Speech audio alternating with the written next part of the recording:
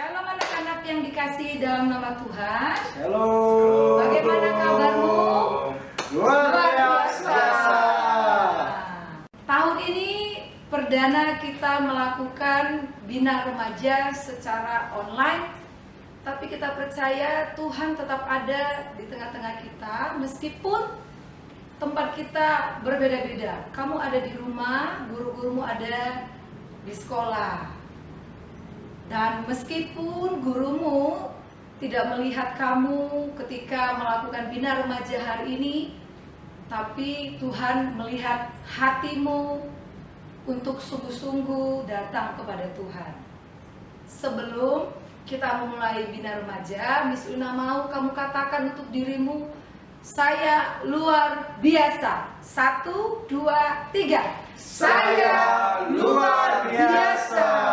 Wow, karena ada Tuhan dalam dirimu. Sebelumnya Miss Ulina akan menyampaikan firman Tuhan. Sebelum kita memulainya, terambil dari Mazmur pasal 24 ayat 2 sampai 4.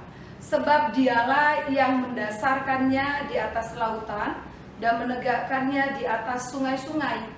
Siapakah yang boleh naik ke atas gunung Tuhan? Siapakah yang boleh berdiri di tempatnya yang kudus? Orang yang bersih tangannya dan murni hatinya, yang tidak menyerahkan dirinya kepada penipuan dan yang tidak bersumpah palsu. Oleh karena itu, mari kita berdoa secara pribadi dulu, minta pengampunan kepada Tuhan supaya ibadah kita sungguh mendatangkan berkat. Miss Una berikan waktu dalam 1 menit saja paling lama. Mari kita berdoa bersama.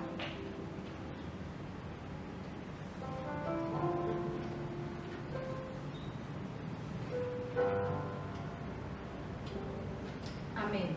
Bapak, terima kasih.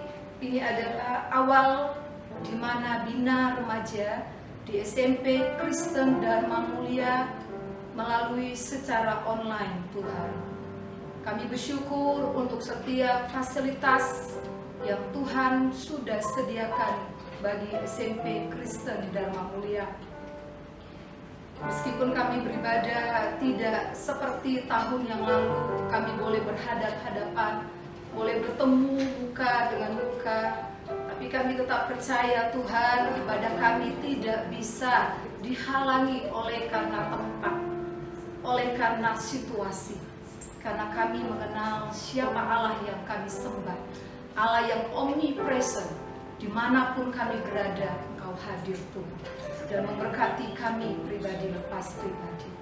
Terima kasih Bapa, kuduskan kami, layakan kami untuk datang di hadapan-Mu, karena ini adalah awal di mana kami akan melakukan segala aktivitas kami sepanjang 1 semester, ya Bapa di surga. Di dalam nama Yesus kami berdoa. Amin. Kita akan mengangkat pujian, Bapa Engkau baik.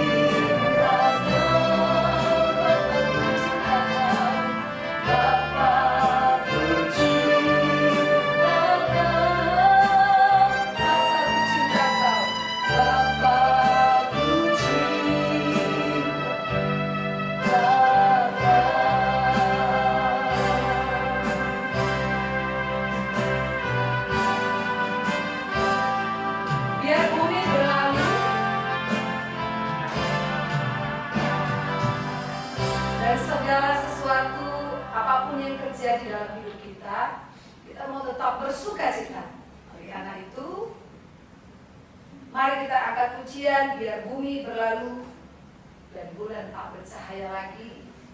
Kasih Tuhan kekal terhadap kami. Oke? Amen. Yeay.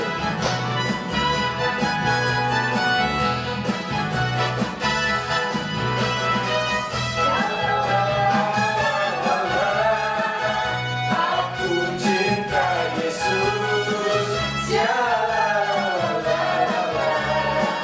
Yesus cinta saya. Biar bumi akan berlalu, biar bulan tak bercahaya lagi, biar langit akan bergoncang, Matahari tak bersinar lagi, tetapi Tuhan Yesusku tak pernah ingkar janji. Semua yang difirmankannya pasti akan digenapi. Syalalala. Syalalala, aku cinta Yesus. Syalalala, Yesus cinta saya.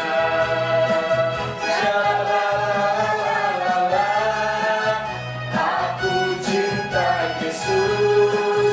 Syalalala, Yesus cinta saya.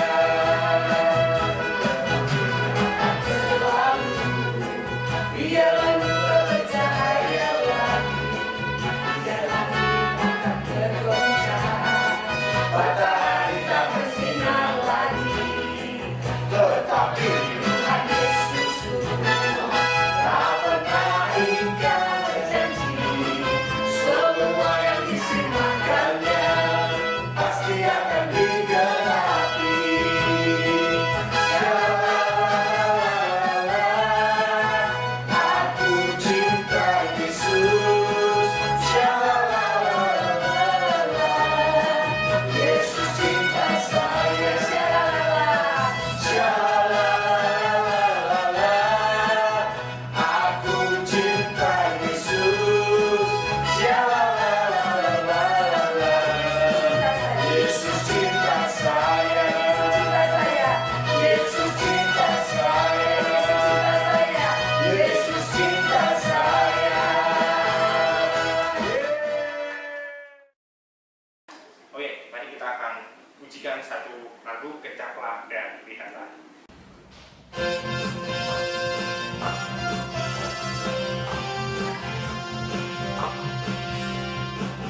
Kecaplah dan lihatlah betapa baiknya Tuhan itu. Rasakan dan nikmati kasih setia Tuhan. Kecaplah dan lihatlah betapa baiknya Tuhan itu.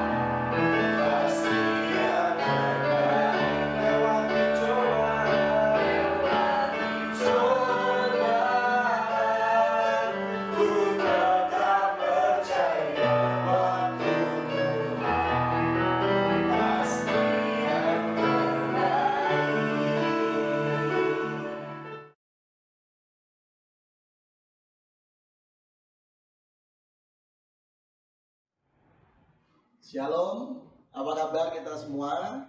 Senang sekali kita bisa bertemu di sebuah era yang baru, sebuah tahun pelajaran yang baru yang sangat punya keunikan karena kita masuki sebuah era tahun pelajaran di mana banyak dari kita mungkin masih harus belajar di rumah, tapi percayalah bahwa kita masih akan bisa belajar dengan baik dan Anda akan tetap bisa melakukan semua peran-peran pembelajaran dengan maksimal.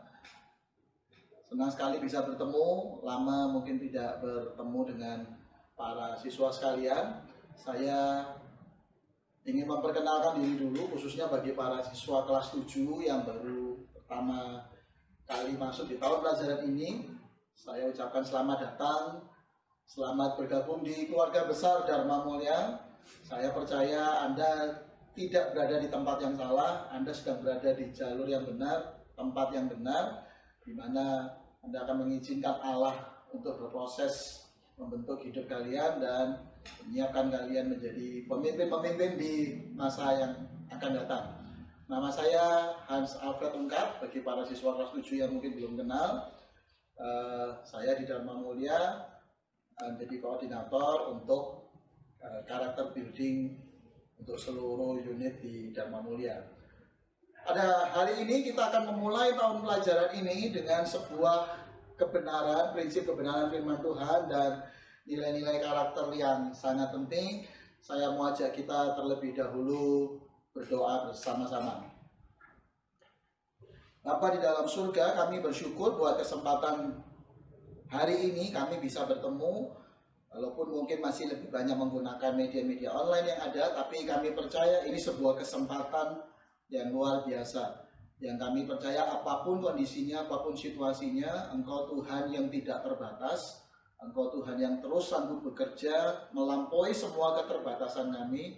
Bahkan dalam semua keterbatasan kami pun Engkau tetap bisa membangun kualitas-kualitas hidup kami menjadi pribadi-pribadi yang seturut dengan rencana Tuhan. Kami mengawali tahun pelajaran ini dengan kami rindu mendengarkan kebenaran firman-Mu, mengajarkan kepada kami semua tentang hal-hal yang harus kami lakukan sebagai anak-anak Tuhan, pelajar-pelajar yang Tuhan letakkan di Dharma Mulia, untuk kami mengetahui kehendak-Mu, langkah-langkah yang harus kami lakukan, untuk kami bisa menggenapi rencana-Mu selama kami ada di sekolah ini. Terima kasih buat kesempatan kami masih bisa belajar di era yang baru ini. Kami percaya hikmat Tuhan, kekuatan, kasih karunia Tuhan akan menuntun kami. Dan biarlah Roh-Mu yang kudus juga menolong hamba-Mu untuk menyampaikan kebenaran firman-Mu. Dan biarlah itu bisa menjadi berkat bagi semua kami semuanya. Terima kasih Tuhan, berbicaralah lewat kuat kuasa Roh-Mu yang kudus. Di dalam nama Tuhan Yesus kami berdoa. Amin. Firman Tuhan pada kesempatan kali ini mengawali tahun pelajaran. Saat ini saya ingin mengawalinya dengan membaca firman Tuhan dari Kejadian pasal 2 ayat 8 dan 15 serta 19 sampai 20. Kalau boleh saya berikan judul tema untuk renungan kita, saya ingin menyampaikan dengan tema tanggung jawab di era perubahan. Sekali lagi dari Kejadian pasal 2 ayat 8 dan 15 dan kemudian bersambung dengan ayat 19 sampai dengan 20. Saya membacakannya bagi kita semua. Selanjutnya Tuhan Allah membuat taman di Eden. Di sebelah timur disitulah ditempatkannya manusia yang dibentuknya itu. Tuhan Allah mengambil manusia itu dan menempatkannya dalam taman Eden untuk mengusahakan dan memelihara taman itu. Lalu Tuhan Allah membentuk dari tanah segala binatang hutan dan segala burung di udara. Dibawanyalah semua kepada manusia itu untuk melihat bagaimana ia menamainya. Dan seperti nama yang diberikan manusia itu kepada tiap-tiap makhluk yang hidup, demikianlah nanti nama makhluk itu. Manusia itu memberi nama kepada segala ternak, kepada burung-burung di udara, dan kepada segala binatang di hutan. Tetapi bagi dirinya sendiri, ia tidak menjumpai penolong yang sepadan dengan dia. Bapak, Ibu Guru, dan para siswa sekalian, firman Tuhan yang kita baca sebenarnya mempunyai sedikit kesamaan atau relevansi dengan kondisi-kondisi yang kita sedang alami pada saat ini. Kalau kita mencoba mencermati apa yang terjadi, maka kita bisa melihat beberapa kesamaan-kesamaan kondisi yang ada.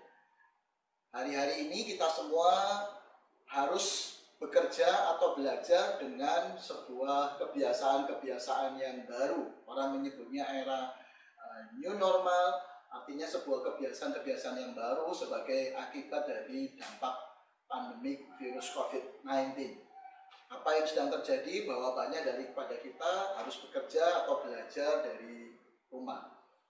Tapi percayalah bahwa rencana Allah tidak pernah bisa dihambat oleh apapun juga. Mari kita coba melihat apa yang terjadi pada kondisi Adam dan Hawa. Yang pertama adalah bahwa setelah mereka diciptakan oleh Allah, Adam, khususnya Adam, ditempatkan oleh Allah. Firman Tuhan berkata bahwa Allah punya inisiatif untuk menempatkan Adam di Taman Eden. Hari ini para siswa sekalian, kalau kita masih bisa belajar, Bapak Ibu Guru, kalau kita masih bisa berkarya di tempat ini, saya yakin itu semua bukan sekedar karena kehebatan kemampuan kita atau pilihan kita, tapi ada karya Allah di sana yang menempatkan kita. Percayalah bahwa para siswa yang baru, siswa kelas 7 yang ada, Anda masuk di tempat ini bukan sekedar karena keinginan Anda atau keinginan orang tua atau apapun motif yang ada di balik keinginan untuk ada di sekolah ini. Tapi kalau sampai Anda ada di sekolah ini, masuk sebagai keluarga besar dan mulia, saya percaya itu adalah bagian di mana Allah berinisiatif menempatkan kita. Itu adalah inisiatif Allah. Artinya Allah punya rencana. Dia tidak asal-asalan. Saya yakin kalau kita semua ada ditempatkan di tempat ini, di sekolah ini, itu bukan sebuah kebetulan, itu bukan sebuah hal yang terjadi tanpa tujuan, tapi Allah punya rencana yang besar. Jadi saya ingin menguatkan khususnya bagi para siswa baru bahwa yakinilah bahwa Anda sedang berada di dalam rencana Allah. Anda sedang berada di sini karena Allah punya rencana atas hidup Anda. Jadi sambutlah dengan sukacita sebuah kesempatan yang Tuhan beri buat kita untuk belajar dan berkarya. Tapi mari kita lihat, bagi Adam, ketika dia ditempatkan oleh Allah di Taman Eden, segala sesuatunya nampaknya baru. Kenapa? Karena memang segalanya baru tercipta dan Adam sendiri baru tercipta. Dia berada dalam sebuah situasi yang betul-betul baru, ya. Tapi segala halnya sudah disediakan oleh Allah. Memang segalanya sudah disediakan oleh Allah. Bahkan salah satu makna kata Eden artinya adalah pleasure atau kesenangan. Adam ditempatkan oleh Tuhan dalam inisiatif Tuhan, ditempatkan dalam sebuah situasi atau tempat yang namanya kesenangan atau pleasure, sebuah kebahagiaan. Tapi yang kita perlu tangkap adalah bahwa bagaimanapun itu adalah lingkungan yang baru. Karena sekali lagi Adam baru diciptakan dan semuanya sudah tersedia. Dia melihat segala sesuatunya, semuanya baru, dia tidak kenal. Ya. Dan Allah menempatkan Adam sebagai perwakilan manusia di bumi, tapi Alkitab menulis dengan jelas bahwa Allah menempatkan Adam di lokasi yang namanya Eden. Bumi jauh lebih besar dari Eden, tapi Allah menempatkan dia di lingkungan yang terbatas, namanya lingkungan Eden. Dan di sana dia sendirian. Mari kita bayangkan kalau kita jadi Adam. Ya, Anda masuk dalam satu tempat sendirian, tidak ada catatan, informasi, atau pengetahuan sebelumnya tentang segala sesuatu. Hari ini kalau kita ada, kita pasti bisa lihat catatan. Kita bisa tanya kepada orang lain, oh itu terjadi apa ya? Kenapa kok begini? Kenapa kok begitu? Kita bisa punya banyak catatan, informasi, atau pengetahuan sebelumnya tentang segala sesuatu. Anda bisa bayangkan posisi yang dialami oleh Adam. Dia tidak punya informasi apapun. Tiba-tiba dia lihat ada pohon yang kecil, ada pohon yang besar, ada tanaman begini, ada hewan jenis begini, hewan jenis begitu. Kenapa langit biru, kenapa air mengalir. Dia tidak punya catatan atau informasi tentang segala sesuatu. Betul-betul sebuah hal yang baru. Buminya luas menyediakan segala sesuatu, tapi dia memang masih terbatas di lingkup yang namanya Taman Eden. Dia tidak punya guru secara formal atau sekolah yang mengajarkan dia banyak hal. Jadi apa artinya? Tidak ada pilihan lain kecuali Adam harus menjadi pembelajar mandiri. Dan Eden menjadi tempat eksplorasi belajar tanpa batas yang Adam bisa lakukan untuk belajar. semua lingkungannya menjadi sebuah lingkungan belajar karena segala sesuatunya baru bagi Adam. Bukankah itu mirip dengan kondisi kita hari ini? Kita hadapi sebuah perubahan-perubahan yang baru, hanya mungkin bedanya kita masih bisa menggali informasi sebelumnya. Sama seperti Adam, dia sudah disediakan semuanya. Hari ini kita semua para siswa, mungkin juga Bapak Ibu guru, teknologi informasi menyediakan kita begitu banyak informasi berlimpah. Tapi meskipun berlimpah, rasanya tanpa batas, tapi ternyata kenyataannya kita terbatasi. Kita harus lebih banyak masih berada di rumah atau dalam lingkup-lingkup yang terbatas. Anak atau para siswa masih harus lebih banyak di rumah, dan otomatis itu membuat interaksi dengan guru-guru meskipun terbantu dengan teknologi, tapi jelas lebih terbatas. Dalam semua keterbatasan tersebut, Allah memberi Adam sebuah tanggung jawab. Adam meskipun harus sendiri di sana, dia tidak punya waktu untuk sekedar meratapi diri kenapa dia sendiri, tapi Adam diberi tugas dan tanggung jawab oleh Allah. Apakah tanggung jawab yang Allah berikan kepada Adam di dalam kesendiriannya? Ada 3 hal yang Alkitab gambarkan dari ayat-ayat yang kita baca. Yang pertama dikatakan mengusahakan, ada kata mengusahakan dan ada kata memelihara.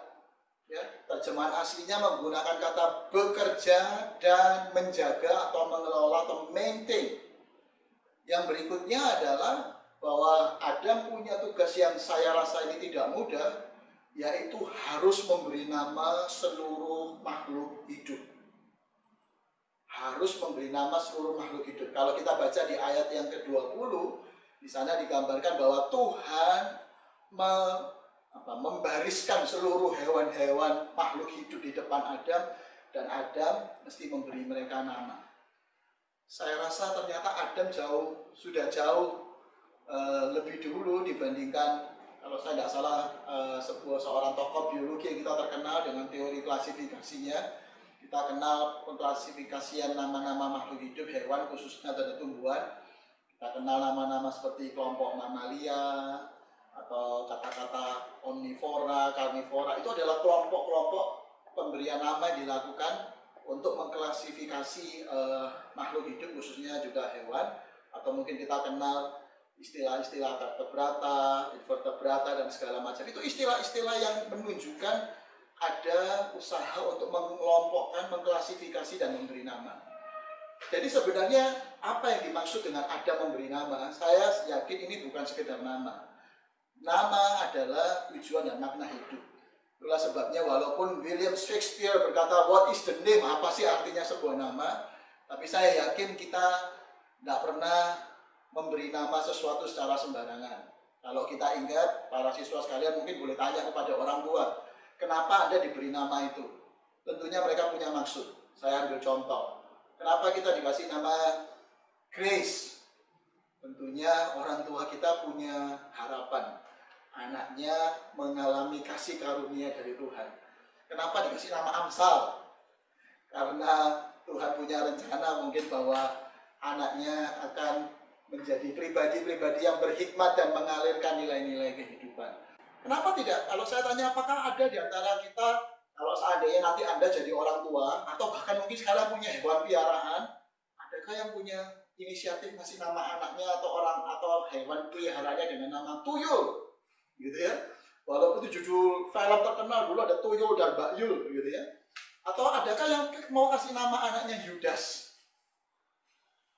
Saya yakin tidak ada yang mau, karena kita sudah terlanjur punya persepsi kata Yudas itu nanti jangan-jangan seperti muridnya Tuhan Yesus yang suka mengkhianati.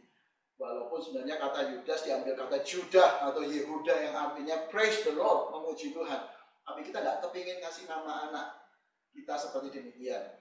Saya teringat ketika satu kali saya praktek mengajar di praktek pengabdian masyarakat di daerah Tulungagung, dan saya membantu sebuah puskesmas di sana, melis daftar nama yang selama ini tidak terinventaris dengan baik. Kemudian saya mencoba menulis kembali beberapa nama orang-orang yang pernah berkunjung ke puskesmas itu, dan saya menemukan beberapa nama yang lucu. Salah satunya ada orang tua yang mengasih nama anaknya Gumbrek, gitu ya.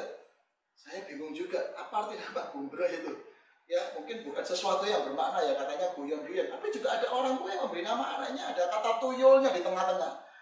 Saya lupa nama depannya, di tengah-tengahnya ada tuyulnya karena waktu lahir mungkin kepalanya pelontos atau seperti apa begitu. Anda bisa bayangkan kalau anak itu jadi besar kemudian lagi main-main orang teman-temannya panggil dia, wah dasar kamu tuyul. Itu jelas bukan nama yang mungkin menarik. Saya yakin Anda akan berjuang untuk menemukan makna nama. Kalau boleh setelah tayangan ini atau di hari-hari ke depan, coba tanya kepada orang tua kita, ini bukan PR sih, coba tanya orang tua kita, kalau apa arti nama dari nama kita yang diberikan oleh orang tua kita. Tapi yang pasti, nama itu bicara tujuan dan makna hidup. Jadi, apa yang sebenarnya ditugaskan Allah kepada Adam? Adam, hidup manusia, itu memberi destiny. Name is a vision. Nama itu tujuan. Nama itu makna hidup bagi orang lain. Jadi dari situ kita bisa menangkap bahwa salah satu tugas Adam yang penting mewakili hidup manusia adalah memberi tujuan dan makna bagi orang lain dan lingkungannya. Jadi sekali lagi, Anda ada di sini, para siswa ada di Dharma Mulia, Anda bukan cuma hidup buat diri Anda. Tugas kita adalah memberi tujuan dan makna bagi orang lain atau bagi lingkungan. Jadi saya simpulkan singkat, ada tanggung jawab Adam yaitu mengusahakan dan memelihara, kemudian juga memberi tujuan dan makna bagi orang lain. Jadi saya ingin terjemahkan secara aplikatif. Kalau begitu apa yang harus kita lakukan di era belajar, di tahun pelajaran yang baru, di era new normal ini? Ya. Yang pertama jelas, tadi saya sudah katakan bahwa Anda dan saya seperti Adam ketika masuk, semuanya sudah tersedia, disediakan Allah. Tapi tetap ada batasannya. Yang pertama batasannya terlingkup dalam lingkupan terbatas di Taman Eden. Kemudian kita tahu Allah juga memberi batasan untuk Adam tidak makan buah pohon pengetahuan yang baik dan yang jahat. Tapi selebihnya semuanya tersedia dengan berlimpah. Jadi apa yang kita bisa lakukan? Tanggung jawab kita yang pertama adalah mari belajar. Informasi banyak tersedia, berlimpah, Google, YouTube, dan sebagainya. Jadi mari belajar mandiri, bertanya, menelusuri segala sesuatunya. Tanyalah, kenapa ini begini, kenapa itu begitu, mencoba bertanya, dan sambil menelusuri. Yang kedua adalah, mari menjaga, bagian dari proses menjaga. Tadi dikatakan tugas Adam bekerja dan memelihara. Bekerjanya bagi kita semuanya adalah belajar. Belajarlah di tengah berlimpahnya banyak kondisi yang ada, tapi di sisi yang lain kita terbatas, jadi kita bisa belajar dengan belajar mandiri. Yang kedua menjaga. Mari dalam kesempatan-kesempatan ini, mari kita menjaga. Apa yang kita jaga? Mulailah menjaga diri sendiri, patuhi protokol-protokol kesehatan yang dilakukan, kemudian aturlah lingkungan rumah, kalau perlu bisa mengatur waktu juga untuk bisa berolahraga sendiri. Yang terakhir adalah mari menyadari bahwa kita hidup adalah memberi makna atau manfaat bagi orang lain. Sebagai pelajar, apa artinya memberi makna atau manfaat bagi orang lain? Yang bisa kita lakukan sederhana. Yang pertama adalah di tengah semua kondisi yang berlimpah ini, mari kita punya spirit berbagi. Apa yang kita bisa bagikan? Yang pertama jelas ilmu kita. Anda mungkin belum punya terlalu banyak materi, tapi bagi ilmu kita, informasi-informasi yang baik. Atau hubungan-hubungan yang positif. Anda punya jaringan-jaringan pertemanan di media sosial yang baik, gunakan itu secara positif. Ajak orang-orang yang selama ini menyendiri atau terisolir, ajak mereka bergabung dan biarlah mereka mengalami manfaat dari hubungan-hubungan yang ada. Kita bisa berbagi kreativitas. Ada banyak hal yang sekarang dilakukan oleh anak-anak di rumah, orang tua di rumah. Mari belajar. Dan tidak lupa juga kita bisa berbagi materi atau konten-konten yang kita miliki. Saya ingin menawarkan satu bentuk yang lain dari hidup yang memberi makna adalah, dan ini akan dilakukan bagi para siswa di Dharma Mulia, adalah sebuah gerakan menabung untuk memberi. Sebuah gerakan menabung untuk memberi. Selama masa-masa pandemi ini kita terbatas, tapi di luar sana ada banyak orang yang bukan hanya terbatas, tapi betul-betul sedang mengalami kesulitan karena mungkin orang tuanya kehilangan pekerjaan dan ada begitu banyak persoalan-persoalan yang berat yang lain yang dialami. Mari kita memiliki respon yang tepat. Saya mau mengajak para siswa yang ada dan nanti mungkin sekolah akan memberikan pada kalian sebuah sarana dalam bentuk sebuah celengan atau apapun yang kita bisa lakukan untuk Anda menabung, dan nanti dalam waktu yang ditentukan apa yang Anda tabung itu akan kita lakukan bukan untuk kita menabung untuk membeli sesuatu untuk kesenangan kita, tapi saya mau ngajak kita melakukan hal yang luar biasa yang berbeda. Kita menabung justru untuk memberi kepada orang lain. Tidak mudah, untuk menabung saja tidak mudah, tapi apalagi setelah kita menabung justru hasilnya kita lakukan untuk memberi pada orang lain. Percayalah, Allah akan menolong kita karena itulah Dia menempatkan kita ada di Dharma Mulia ini. Saya ingin simpulkan, mari kita jawab panggilan Tuhan bahwa Dia menempatkan kita di Dharma Mulia dengan 3 hal, 3 tanggung jawab. Belajarlah, jagalah kondisi-kondisi diri dan lingkungan, baik lingkungan rumah, lingkungan sekolah, atau lingkungan di mana kita berada, dan pastikan Anda bukan pelajar biasa, Anda akan menjadi pelajar yang memberi makna dan manfaat bagi orang lain. Anda bersedia untuk ikut itu? Tuhan Yesus memberkati. Mari kita berdoa. Bapa dalam surga, kami bersyukur buat kami bisa mendengar panggilan dan rencana Tuhan. Kenapa kami ada di Dharma Mulia? Bagi para siswa yang baru, kami sadar bahwa kami ada bukan sekedar karena keinginan kami, karena kami memilih sekolah, karena alasan-alasan dekat atau alasan apapun, tapi karena Tuhan yang menempatkan kami ada di tempat ini. Dan ketika Engkau menempatkan kami ada di tempat ini, Engkau telah menyediakan segala sesuatunya sebenarnya yang kami butuhkan. Walaupun kami sekarang ada dalam lingkup-lingkup yang terbatas, tapi sebenarnya Engkau telah sediakan banyak hal bagi kami semuanya. Dan yang peran yang kami harus lakukan adalah kami harus belajar.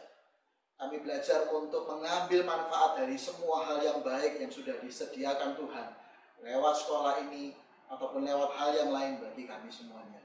Dan biarlah kami juga para siswa mengambil tanggung jawab kami untuk kami belajar menjaga diri kami sendiri, keluarga kami, lingkungan rumah, lingkungan sekolah, atau apapun yang kami, dimanapun kami berada, Engkau pakai kami untuk kami bisa menjaga Tuhan. Dan yang terakhir, Engkau memakai kami untuk hidup kami bermakna. Kami tidak ingin jadi anak atau siswa yang egois. Kami percaya kalau Tuhan tempatkan kami di Dharma Mulia, Engkau sedang siapkan kami untuk menjadi anak-anak muda, guru yang memiliki hati untuk memberi makna dan bermanfaat bagi orang lain. Pakai kami semua Tuhan. Biarlah tahun pelajaran yang baru ini, di era yang baru, penuh perubahan. Nampaknya banyak tantangan-tantangan, tapi kami percaya bersama dengan Tuhan, kami akan lewati ini dan kami akan mendapatkan hasil dan berkat yang luar biasa. Bukan cuma buat diri kami, tapi juga jadi berkat bagi orang lain. Berkati Bapak Ibu Guru yang mendampingi dalam semua proses-proses yang ada.